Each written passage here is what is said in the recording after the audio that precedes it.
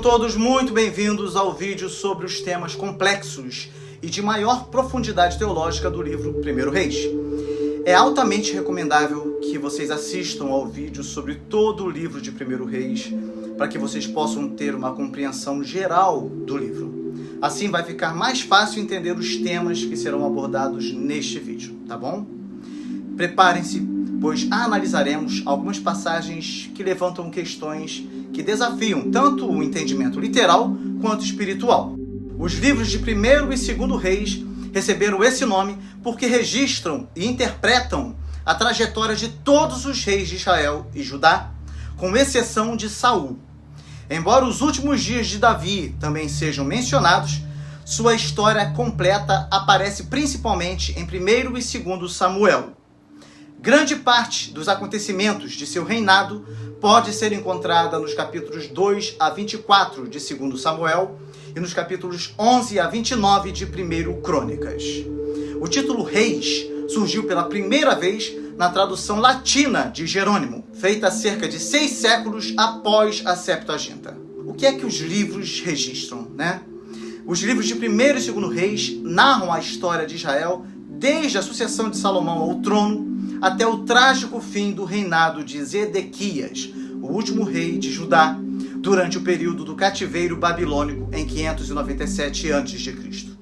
O livro de 1 Reis relata eventos marcantes, como a morte do rei Davi e a ascensão de Salomão ao trono, a construção do majestoso templo em Jerusalém, a morte de Salomão e a divisão do reino entre Reoboão e Jeroboão, a história dos dois reinos, a do norte, Israel, e a do sul, Judá, até o governo de Jeorão sobre Judá e Acasias sobre Samaria. O ministério poderoso do profeta Elias, que enfrentou reis ímpios, diga-se de passagem, e desafiou a idolatria do povo, também é mencionado. Os acontecimentos registrados nesse livro abrangem cerca de 118 anos, segundo a cronologia de James Ussher. Os livros de 1 e 2 Reis são muito mais do que meros relatos históricos. Eles mostram como a fidelidade ou a rebeldia dos reis trouxe bênçãos ou juízo sobre o povo, destacando a soberania de Deus sobre a história e sua promessa de manter um rei da linhagem de Davi no trono. É um livro dividido. Não sei se você sabia que originalmente os livros de 1 e 2 Reis eram apenas um único volume. Isso porque na Bíblia hebraica os dois formavam um só rolo. Mas quando foram traduzidos para o grego na Septuaginta, surgiu um problema. O hebraico era escrito apenas com consoantes, ocupando menos espaço, enquanto o grego, com suas vogais, tornava o texto muito maior. Por uma questão prática, os escribas dividiram o livro em duas partes. Essa divisão, no entanto, só apareceu oficialmente na Bíblia hebraica impressa por Bomberg, em 1516 e 1517, e também na Vulgata Latina. Além disso, na Septuaginta e na Vulgata, os livros de 1º e 2º Samuel e 1º e 2º Reis formam uma narrativa contínua, sendo chamados de 1º, 2º, 3º e 4º Reis. Curiosamente, a separação de 1º e 2º Reis é um tanto arbitrária. Ela interrompe a história do rei Acasias no meio, concluindo sua narrativa apenas no 1º capítulo de 2º Reis. Algo semelhante acontece com o profeta Elias. Sua história e a unção de Eliseu começam em 1º Reis, mas seu impressionante arrebatamento acontece apenas em 2º Reis. Quem escreveu 1º e 2º Reis? A autoria desses livros não é mencionada explicitamente, mas há fortes razões para acreditar que foram escritos pelo profeta Jeremias. Primeiro, o estilo e a teologia são muito parecidos com os encontrados no livro de Jeremias, especialmente na forma como o pecado e o juízo de Judá são abordados. Além disso, Jeremias viveu exatamente no período em que os eventos finais de 2º Reis aconteceram, o que faz dele uma testemunha privilegiada da queda de Jerusalém e do exílio babilônico. Portanto, ao lermos 1º e 2º Reis, não estamos apenas conhecendo a história dos reis de Israel e Judá, mas também um relato cuidadosamente organizado, provavelmente por alguém que viveu nos últimos dias do reino de Judá e assim testemunhou sua destruição. Quando foram escritos, então, os livros dos reis? Os livros de 1º e 2º Reis foram escritos com base em registros mais antigos, mas quando exatamente foram compilados? A resposta nos leva a um momento crucial da história de Israel. Sabemos que a narrativa não pode ter sido concluída antes do ano 562 a.C., pois o último evento registrado é a libertação do rei Jeoaquim da prisão da Babilônia, conforme 2º Reis 25, versículo 27 a 30. Esse relato menciona os favores concedidos ao rei já no fim de sua vida, o que sugere que o autor sagrado estava escrevendo alguns anos depois desse acontecimento. Agora que vocês conhecem a origem e a estrutura desses livros, vamos analisar as passagens mais difíceis. A primeira coisa interessante, que passa despercebida por muitos, é que o texto começa nos dizendo que Davi estava já com idade avançada. Segundo Samuel 5, versículo 4, nos informa que ele morreu com 70 anos. E sua saúde nessa ocasião estava bastante abalada. A temperatura era muito baixa, os cobertores não o aqueciam e ele precisava de alguém em seu leito para o aquecer. No entanto, por que ao invés de dormir com uma de suas muitas esposas, ele preferiu dormir com uma bela e jovem virgem? Aos olhos de qualquer pessoa em nossos dias, isso é algo injusto com as suas demais mulheres ou algo, no mínimo, ridículo. No entanto, não podemos cair no erro de utilizar os conceitos e ideias de uma época para analisar os fatos de outro tempo. Isso é o que chamamos de anacronismo ou anticronismo. Então, precisamos compreender que naquela época pensava-se que uma jovem mulher poderia rejuvenescer um homem idoso, pois os antigos pensavam que o corpo de uma jovem e bela mulher transmitia, além de calor, saúde e vigor a um idoso. Davi, por ser um rei, tinha privilégios especiais e teria seus últimos dias iluminados por uma bela e jovem mulher. Era uma esperança de que Davi pudesse se recuperar, pois um rei impotente não estaria mais qualificado para ser rei e deveria ser substituído. Fica mais fácil de entender agora, né? Além disso, a fertilidade em um rei era considerada fonte de prosperidade para a nação inteira. Alguns estudiosos acreditam que a jovem virgem, que se chamava Abisag, na verdade, era mais que uma mera enfermeira do rei Davi, pois fora considerada esposa do rei. Caso contrário, Salomão não teria interpretado o pedido de Adonias, o filho mais velho de Davi, de ter a Abisag como esposa depois da morte de Davi, como uma tentativa de ele chegar ao trono. Sim, essa é uma outra questão importante do texto. Porque Adonias, filho de Davi, tentou tomar o trono para si sem a aprovação de Deus. Sua atitude foi apenas ambição política ou havia algo mais envolvido? Como o papel de Natã e Batseba nessa ocasião foi decisivo para que Salomão assumisse o trono. Por que Davi escolheu Salomão como seu sucessor, mesmo tendo outros filhos mais velhos? Quantas questões, né? Foi apenas uma questão de estratégia política da parte de Davi? Ou havia um propósito divino por trás dessa escolha? Vamos lá. Adonias, filho de Davi, e Agite, era o irmão mais velho vivo no momento. Na cultura do Oriente Médio antigo, o direito ao trono geralmente pertencia ao filho primogênito. Como Amnon, o primogênito, e Absalão também já haviam morrido, Adonias provavelmente se considerava o sucessor natural. Porém, ele não consultou Deus nem seu pai, mas se coroou rei por conta própria, reunindo apoiadores como Joabe, comandante do exército, e Abiatar, que era o sumo sacerdote, tentando consolidar sua posição antes que Davi pudesse nomear outro sucessor. Foi isso que aconteceu. Além da ambição política, há um fator espiritual. Deus já havia escolhido Salomão como rei. Em 1 Crônicas 22, de 9 a 10, Deus revelou a Davi que Salomão construiria o templo e governaria Israel em paz. Assim, Adonias não apenas desconsiderou a vontade de Davi, mas se rebelou contra a escolha divina. O versículo 6 de 1 Reis, do capítulo 1, dá outra pista importante. Seu pai nunca o havia contrariado, dizendo: "Por que fizeste assim?" Isso sugere que Adonias cresceu sem disciplina e se tornou arrogante, acreditando que podia agir sem consequências. Portanto, sua tentativa de usurpar o trono não foi apenas ambição política, mas também uma rebelião contra a vontade de Deus. O profeta Natã e Batseba, mãe de Salomão, desempenharam sim um papel fundamental na transição de poder. Quando eles souberam que Adonias havia se proclamado rei, eles agiram rapidamente para alertar Davi, que já estava velho e enfraquecido. Portanto, a escolha de Salomão não foi uma decisão puramente política, mas sim um plano divino revelado a Davi. Em 1 Crônicas 22, de 9 a 10, como eu já falei, Deus disse a Davi que Salomão seria um homem de paz e que ele construiria o templo. Isso mostra que a sucessão não foi baseada na tradição humana, mas na soberana vontade de Deus. Algo que também precisamos considerar é que Davi pode ter visto Salomão como um símbolo de redenção após seu pecado com Batseba e a morte de seu primeiro filho. Além disso, o texto nos mostra que Salomão possuía um caráter diferente. Enquanto Adonias era arrogante e autoproclamado, Salomão mostrou-se submisso à vontade de Deus.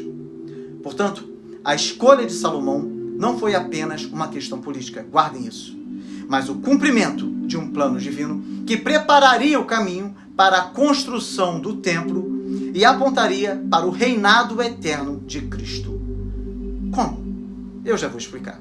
Mas antes, nós precisamos responder a seguinte pergunta: por que é que Davi ordenou a Salomão que eliminasse certos inimigos, como Joabe e Simei? Isso estava alinhado com a justiça divina ou era apenas estratégia política? Além disso, Salomão mandou matar seu próprio irmão, Adonias. Por que é que ele fez isso?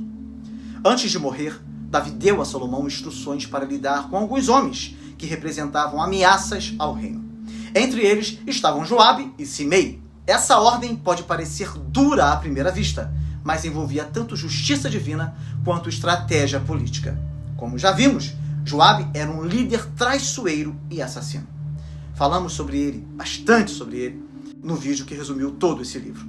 Joabe era o comandante do exército de Davi, mas também era um homem violento e desobediente.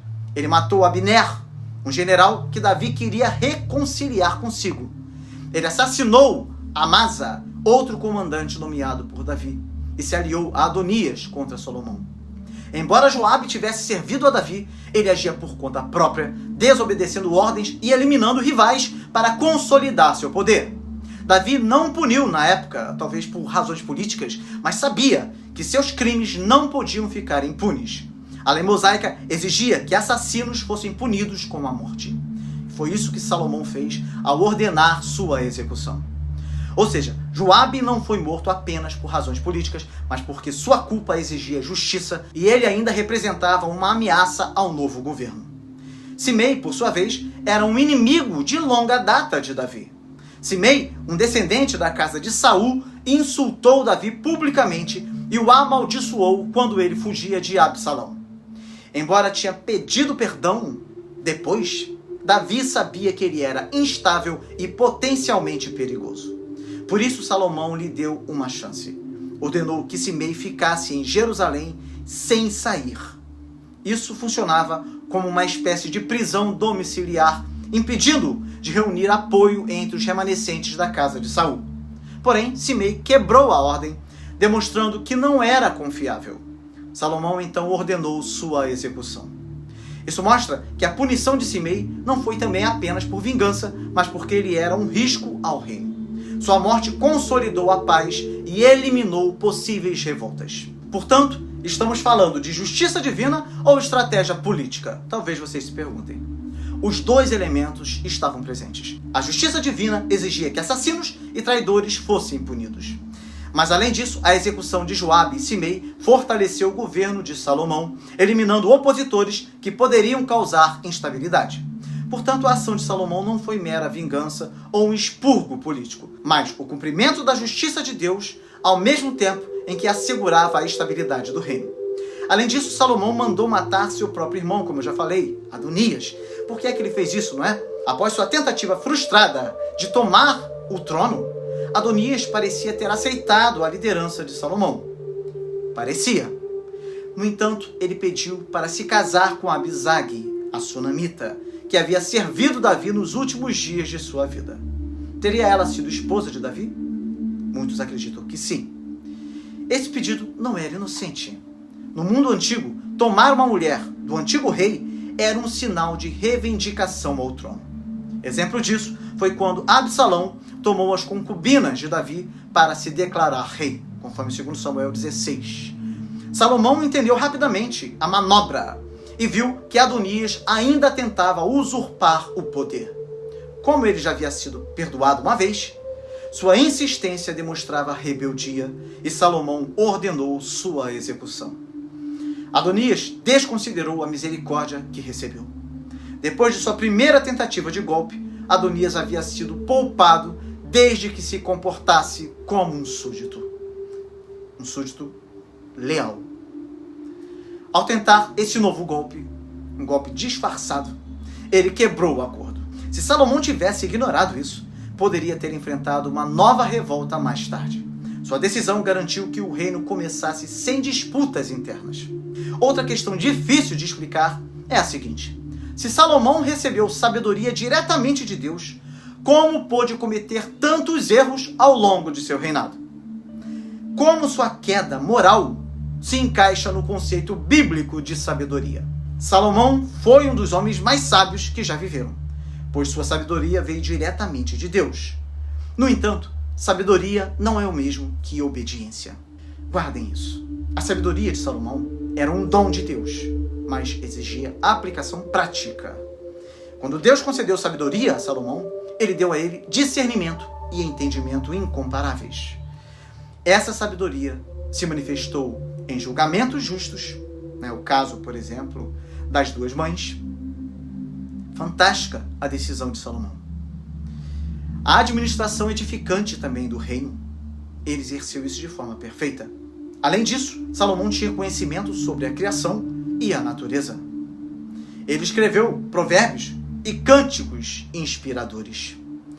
Porém, a sabedoria sozinha não protege contra o pecado. A verdadeira sabedoria bíblica não é apenas um conhecimento intelectual, mas tem a ver com temer ao Senhor e obedecer a sua palavra. Apesar de ser sábio, Salomão tomou decisões erradas e pecaminosas. Casou-se com mulheres estrangeiras que adoravam outros deuses. Que coisa, não é verdade, meus irmãos? Como é difícil compreender isso quando a gente não entende todo o contexto. Ele construiu altares. Chegou a fazer isso. Construiu altares para os deuses falsos de suas esposas. Ele acumulou riquezas excessivas e fortaleceu seu exército, desobedecendo a ordem de Deus para os reis. O problema de Salomão não foi a falta de sabedoria, nunca se esqueçam disso, mas a falta de fidelidade a Deus. Ele conhecia a verdade, mas permitiu que seu coração se desviasse. A Bíblia, ela ensina que a verdadeira sabedoria está em ouvir e praticar a palavra de Deus, como eu já falei aqui. Leiam Tiago 1, versículo 22. Salomão tinha conhecimento, mas falhou em obedecer. Isso nos ensina que a sabedoria deve ser acompanhada de temor a Deus e humildade. Mesmo os mais sábios podem cair se não guardarem seus corações. Essa é uma verdade inegável e a Bíblia deixa claro, faz questão de deixar isso muito claro, de capa a capa. No final de sua vida, parece que Salomão reconheceu seu erro e escreveu Eclesiastes, onde adverte sobre a vaidade de uma vida afastada de Deus e conclui: teme a Deus e guarda os seus mandamentos, porque este é o dever de todo homem. Eclesiastes 12, versículo 13. Como o reino de Salomão se tornou um dos períodos mais prósperos da história de Israel? Isso foi reflexo direto da bênção de Deus? E como isso foi possível? O reinado de Salomão foi o auge da prosperidade de Israel, sim. Essa riqueza e grandeza foram resultado direto da bênção de Deus e do cumprimento das promessas feitas a Davi. Deus havia prometido a Davi que seu filho estabeleceria um reino firme. Salomão, ele colheu os frutos dessa promessa. A obediência inicial de Salomão resultou em paz e crescimento. Israel tornou-se um centro comercial entre o Egito, a Arábia e o restante do Oriente Médio. Salomão fortaleceu alianças diplomáticas e comerciais. A construção do Templo de Jerusalém também foi um marco espiritual e político. A prosperidade de Israel sob Salomão foi um reflexo direto da bênção de Deus, mas quando ele se desviou, Deus retirou essa bênção. Isso mostra que a verdadeira prosperidade vem da obediência a Deus. Lembre-se de que Deus prometeu a Davi que sua descendência governaria Israel para sempre. Quando teus dias forem completos e descansares com teus pais, então estabelecerei depois de ti o teu descendente, que procederá de ti, e estabelecerei o seu reino. Ele edificará uma casa ao meu nome, e eu estabelecerei para sempre o trono do seu reino. Essa promessa se estendeu a Salomão, mas com uma condição: se andares perante mim, como andou Davi, teu pai, com integridade de coração e sinceridade, fazendo segundo tudo o que te ordenei, então confirmarei o trono do teu reino sobre Israel para sempre.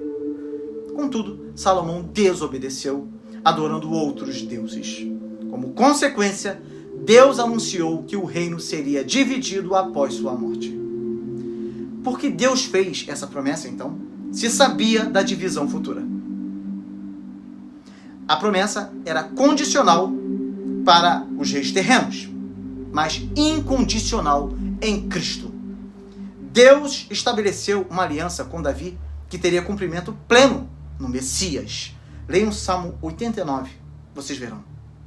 A linhagem davídica continuaria, mas a realeza ininterrupta dependia da fidelidade dos reis. O reino não foi totalmente removido de Davi. Deus preservou Judá para Davi por causa da promessa messiânica. Jesus veio da tribo de Judá e cumpriu a profecia ao estabelecer um reino eterno e espiritual. A promessa, portanto, se cumpre em Cristo. Jesus é o filho de Davi que reina para sempre. Ele governa não um reino terreno, mas um reino celestial que jamais será destruído. Portanto, Deus cumpre suas promessas segundo o seu plano soberano. A fidelidade humana pode falhar, mas o plano de redenção em Cristo jamais será frustrado. Por que Salomão fez uma aliança com Hirão, rei de Tiro, para a construção do templo? Essa é uma pergunta muito feita. A aliança com Hirão, rei de Tiro, foi essencial para a construção do templo. Hirão forneceu madeira de cedro e cipreste, além de trabalhadores especializados em escultura e arquitetura. Isso porque Tiro era um centro comercial e de engenharia naval. Hirão governava a Fenícia, famosa por suas habilidades em arquitetura e construção. O cedro do Líbano era altamente valorizado e usado em grandes construções, conforme Ezequiel 27. Salomão seguiu o exemplo de seu pai Davi, que já tinha uma boa relação com Hirão, que ajudou na construção do Palácio Real em Jerusalém. Salomão continuou essa parceria. A aliança não comprometeu a fé de Israel, diferente de outras alianças que Salomão fez. Tá? Essa não envolveu casamentos com mulheres estrangeiras ou idolatria.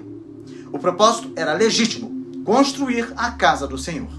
Essa aliança mostra que Deus pode usar recursos e habilidades de nações estrangeiras para cumprir seus propósitos, sem que isso signifique comprometimento espiritual. A história de Salomão, então, nos ensina que riqueza, poder e inteligência não garantem um final feliz. O mais importante é permanecer fiel a Deus até o fim. Como o próprio Salomão reconheceu, no final de sua vida, teme a Deus e guarde os seus mandamentos. Por quê? Porque esse é o dever de todo homem. Agora, há uma questão muito importante.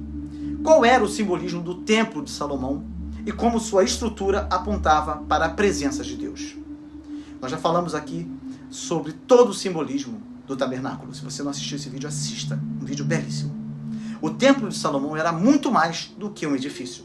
Ele representava a habitação de Deus no meio de seu povo e apontava para realidades espirituais mais profundas. O templo simbolizava a presença de Deus. A nuvem da glória de Deus encheu o templo na sua dedicação. O templo era o lugar onde Deus se encontrava com o seu povo. O templo tinha 3 partes principais: que representavam diferentes níveis de acesso a Deus. O pátio exterior, o lugar onde o povo se reunia para oferecer sacrifícios. Havia o lugar santo, o local dos sacerdotes, onde estava o candelabro, a mesa dos pães da proposição e o altar do incenso. E além disso, havia o Santo dos Santos, o lugar mais sagrado, onde ficava a Arca da Aliança e onde Deus manifestava sua presença. Cada um desses elementos apontava para Cristo, que é o verdadeiro templo e o único mediador entre Deus e os homens. Eu não vou falar aqui dos utensílios, do significado de cada detalhe do templo, porque eu já falei sobre isso de maneira bastante minuciosa no vídeo sobre o tabernáculo. Assistam. O templo apontava para a obra redentora de Cristo. O véu do templo ele foi rasgado na morte de Jesus, simbolizando o acesso direto a Deus. Hoje os crentes são o templo do Espírito Santo. Então, por que é que Salomão gastou quase o dobro do tempo construindo seu próprio palácio do que levou para construir o templo? A construção do templo levou 7 anos, enquanto a construção do palácio de Salomão levou 13 anos. Isso levanta uma questão intrigante. Por que tanto tempo para construir seu próprio palácio? O palácio era muito maior do que o templo. O templo tinha cerca de 27 metros de comprimento, enquanto o palácio de Salomão tinha quase o dobro do tamanho. O palácio servia a múltiplas funções. Residência real, por exemplo. Além disso, o Salão da Justiça era o local onde Salomão julgava as causas do povo.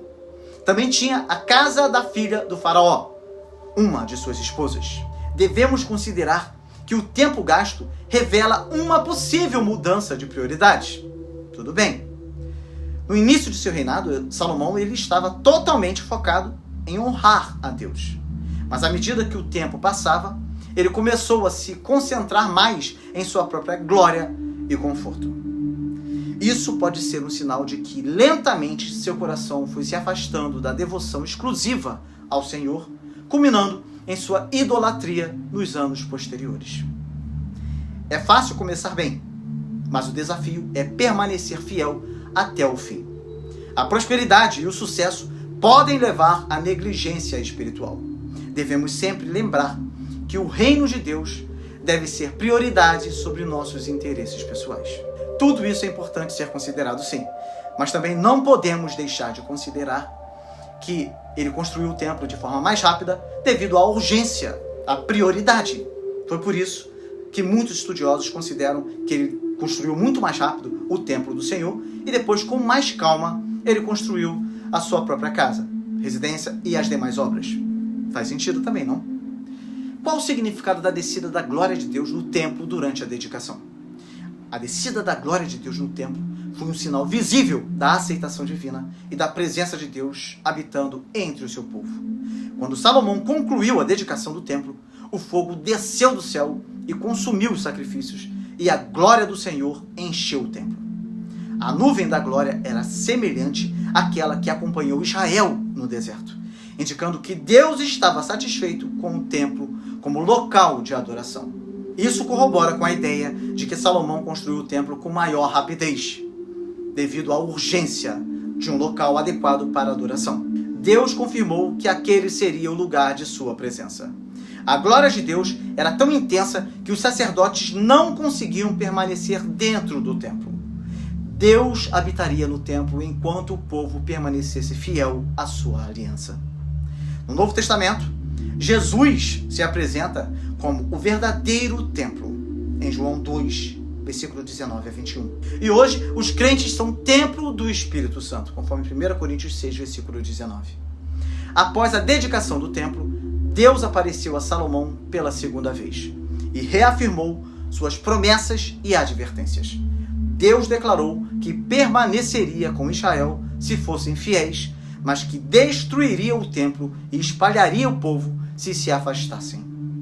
Apesar desse aviso claro, Salomão mais tarde caiu em idolatria. Por quê? Eu já falei aqui. Se você prestou bastante atenção, as informações que eu já trouxe já trazem essa resposta, né? Ele se casou com 700 esposas, com 300 concubinas, muitas delas de nações pagãs, o que levou a adorar falsos deuses. Deus havia proibido tais casamentos para evitar exatamente isso. Você pode conferir em Deuteronômio 7, versículo 3 a 4. Embora Salomão fosse sábio, a riqueza e o conforto podem ter levado ele à complacência espiritual. Ele acumulou ouro, cavalos e alianças políticas, algo que Deus explicitamente advertiu os reis a não fazerem. O que motivou Salomão a entregar cidades a Hirão, rei de Tiro, já que a terra prometida fora dada por Deus a Israel. A decisão de Salomão de entregar 20 cidades na Galileia a Hirão é um dos atos mais questionáveis de seu reinado. Hirão forneceu madeira de cedro, cipreste e ouro para a construção do templo e do palácio de Salomão. Como pagamento, Salomão entregou essas cidades, embora Hirão não tenha ficado satisfeito com elas. O problema dessa atitude é que a terra prometida pertencia a Deus e não deveria ser alienada permanentemente. Isso sugere que Salomão não estava valorizando devidamente a herança de Israel. Podemos até considerar que Salomão pode ter tentado fortalecer a aliança com Hirão, garantindo apoio militar e econômico. É possível que Salomão tenha acumulado grandes custos com suas construções, obrigando-o a pagar Hirão dessa forma.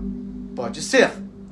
No entanto, esse ato pode simbolizar uma mudança nas prioridades de Salomão, que passou a confiar mais em suas alianças humanas do que na aliança com Deus. Fato é que quando nos afastamos de Deus, começamos a tomar decisões que comprometem princípios espirituais. O reinado de Salomão começou com glória, sabedoria, mas terminou em decadência por causa de sua infidelidade. A presença de Deus é um privilégio, meus irmãos, que exige compromisso. O templo foi preenchido pela glória de Deus, mas essa presença dependia da fidelidade do povo. Salomão reconheceu a necessidade de perdão e restauração, algo que se aplica a nós até hoje. Precisamos nos lembrar que a sabedoria sem temor do Senhor não é suficiente. Alianças políticas, riquezas e casamentos com pagãos desviaram Salomão do caminho correto. A história de Salomão, então, nos ensina da importância de perseverar na fé até o fim. Como Jesus bem disse, pois que aproveita o homem ganhar o mundo inteiro se perder a sua alma. Será que Salomão perdeu sua salvação? Qual a sua opinião? Há um vídeo dessa série aqui que trata exatamente sobre isso. Se você tiver a oportunidade, assista, tá bom? Após a morte de Salomão, seu filho Roboão assumiu o trono. O povo pediu que ele aliviasse a carga pesada de impostos e trabalho forçado que era imposto por Salomão. Diante desse pedido, Roboão consultou dois grupos. Os anciãos, que haviam servido a Salomão, aconselharam Roboão a agir com brandura e atender ao pedido do povo. Os jovens, seus amigos da corte, sugeriram que ele mostrasse ainda mais dureza, aumentando a carga sobre o povo. Roboão rejeitou o conselho dos anciãos, dos mais experientes, daqueles que haviam sido fiéis ao seu pai, e aceitou o conselho dos jovens, resultando na rebelião das tribos do norte e na divisão do reino. Cuidado, povo. A Bíblia nos ensina de forma tão clara a dar honra a quem tem honra. Ouça os mais velhos. Deem honra às pessoas mais experientes. Porque Roboão escolheu o conselho errado. Orgulho e arrogância. Ele queria demonstrar poder em vez de humildade.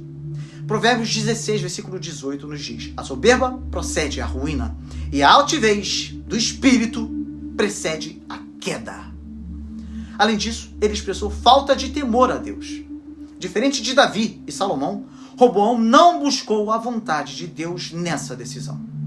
As escolhas de conselheiros influenciam nossos caminhos e destino. A quem você tem escutado? Quem são os conselheiros que andam perto de você? Devemos sempre buscar sabedoria em Deus e ouvir conselhos piedosos. Outra questão interessante é que em 1 Reis 13, Deus enviou um profeta de Judá para advertir Jeroboão sobre sua idolatria. Deus lhe deu instruções claras. não deveria comer nem beber na terra para onde foi enviado. Não deveria voltar pelo mesmo caminho. Após cumprir sua missão, um profeta mais velho enganou-o, dizendo que Deus havia mudado as instruções. O profeta de Judá acreditou e desobedeceu às ordens divinas. Como consequência, foi morto por um leão. Por que a punição foi tão severa? Muitos sempre pegam nesse ponto, já viu? Como se Deus fosse o Deus mau, que tem prazer na morte de pessoas, que gosta de punir as pessoas. Tão fácil culpar a Deus e deixar de olhar para nós mesmos, não é verdade? Amados, Deus exige obediência total. Mesmo sendo enganado, o profeta deveria ter seguido a palavra original de Deus sem se desviar. A culpa foi do profeta. Liderança tem maior responsabilidade. Como porta-voz de Deus, a obediência do profeta deveria ser exemplar, conforme Tiago 3, versículo 1. A desobediência à palavra de Deus traz consequências. Esse evento nos mostra de forma muito clara que não devemos confiar em qualquer nova revelação que contradiga o que Deus já disse. Devemos sempre obedecer a palavra de Deus, mesmo quando outros tentam nos desviar com aparentes boas intenções. Outra passagem intrigante é que após a divisão do reino, Jeroboão se preocupou que as pessoas voltassem a Jerusalém para adorar, fortalecendo Roboão. Para evitar isso, o que foi que ele fez? Ele criou uma nova religião nacional, estabelecendo 2 bezerros de ouro, em Betel e Dan. Assim como Arão fez um bezerro de ouro no deserto, Jeroboão disse ao povo: eis aqui teus deuses, ó Israel, que te tiraram da terra do Egito. Ambos os casos envolveram idolatria travestida de culto ao Senhor, mas Deus rejeitou essa falsa adoração. Em 1 Reis 14, Deus enviou o profeta Aías para anunciar que o filho de Jeroboão morreria como sinal do juízo divino. O que isso revela? O pecado de Jeroboão traria destruição à sua casa. Seu filho morreu e mais tarde toda a descendência de Jeroboão foi exterminada. Isso é mais uma prova de que a idolatria tem consequências graves, muito sérias, meus irmãos. Deus não tolera falsos cultos, pois desviam o coração do povo. No entanto, mesmo no juízo, há graça. O filho de Jeroboão foi poupado da desgraça futura e Deus disse que nele havia algo bom. Portanto, não devemos tentar modificar o culto a Deus para a nossa conveniência. A idolatria, seja em forma de falsos deuses ou de prioridades erradas, afasta as pessoas da verdadeira fé. Chegamos agora num dos textos mais impactantes do Antigo Testamento: o desafio de Elias no Monte Carmelo, que foi uma das demonstrações mais poderosas do poder de Deus. No entanto, por que logo depois Elias fugiu de medo de Jezabel? Essa atitude revela as fraquezas humanas, mesmo nos grandes homens de Deus. Elias desafiou os profetas de Baal no Monte Carmelo. Ele orou e Deus enviou fogo do céu consumindo o altar e provando que o Senhor é o verdadeiro Deus. Porém, logo após esse grande milagre, Jezabel ameaçou matar Elias e ele fugiu para o deserto desejando morrer. É inevitável nos perguntarmos por que é que Elias fugiu. Notem que Elias havia enfrentado um grande conflito espiritual e estava fisicamente esgotado. Isso é verdade. Muitas vezes, após grandes vitórias espirituais, podemos sofrer momentos de fraqueza e desânimo. Elias esperava uma grande transformação em Israel após o desafio no Carmelo, mas Jezabel continuou no poder. Ele sentiu que seu ministério não estava gerando o impacto que ele esperava. Jezabel já havia matado outros profetas do Senhor e Elias sabia que sua vida estava em risco. O desânimo pode nos atingir após grandes momentos espirituais, mas Deus nos restaura. Amém, meus irmãos? Deus não repreendeu Elias com dureza, mas lhe deu alimento, descanso e uma nova missão. A caminhada cristã tem altos e baixos, mas Deus nos fortalece e renova quando nos sentimos abatidos. Há uma outra questão que precisamos responder. Acabe foi um dos piores reis de Israel. Ele era casado com Jezabel e ainda promovia a idolatria. Mesmo assim, Deus o usou para derrotar os sírios em 2 ocasiões. Porque Deus ajudou Acabe. Para mostrar que a vitória vem do Senhor e não dos deuses pagãos. Ben-Hadad, rei da Síria, declarou que o Deus de Israel era apenas um Deus dos montes e não dos vales. Deus deu a vitória a Israel para provar que ele é o Senhor sobre toda a terra. Além disso, isso deu a Acabe uma oportunidade de arrependimento.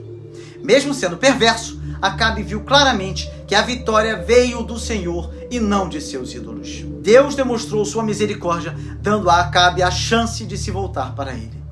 Também não devemos esquecer que Deus usa até mesmo reis ímpios para cumprir seus planos, conforme Provérbios 21, versículo 1.